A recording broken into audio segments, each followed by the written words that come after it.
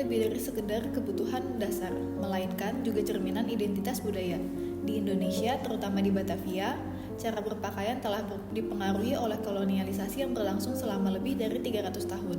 Sebelum meraih kemerdekaan, masyarakat lokal lebih memilih untuk mengenakan pakaian bergaya Eropa. Namun setelah kemerdekaan, timbul dorongan baru untuk kembali ke tradisi budaya seperti kebaya dan batik. Setelah Indonesia mendapatkan kemerdekaan pada tahun 1945, Batavia yang kini dikenal dengan nama Jakarta mengalami transformasi dalam cara orang berpakaian.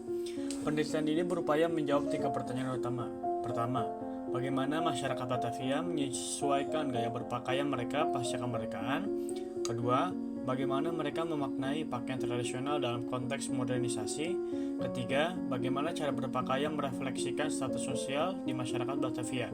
Dalam upaya menjawab pertanyaan-pertanyaan berikut, kami menggunakan sumber sekunder dari berbagai artikel ilmiah, jurnal, dan makalah-makalah terdahulu.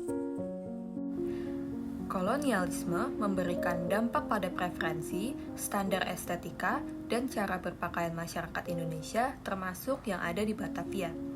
Pakaian bergaya barat seperti jas dan gaun tidak hanya mencerminkan status sosial yang tinggi, tetapi juga menjadi standar kecanggihan dan profesionalisme bahkan setelah kemerdekaan tiba.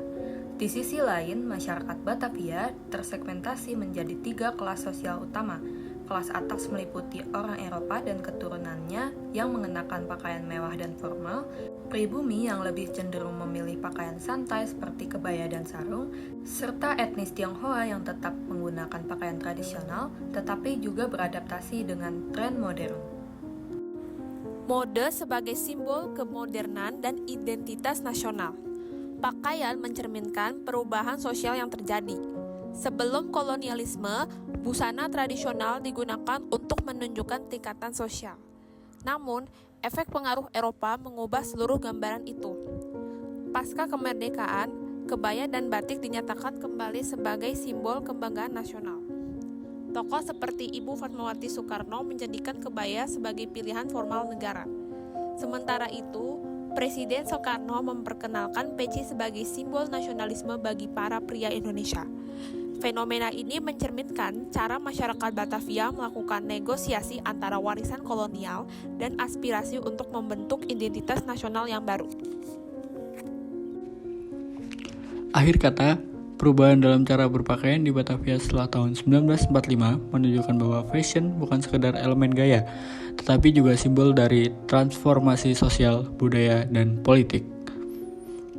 Dari kebaya hingga dasi, dari sarung sampai jas, semua pilihan busana menggambarkan dinamika antara kolonialisme, kemerdekaan, dan modernitas.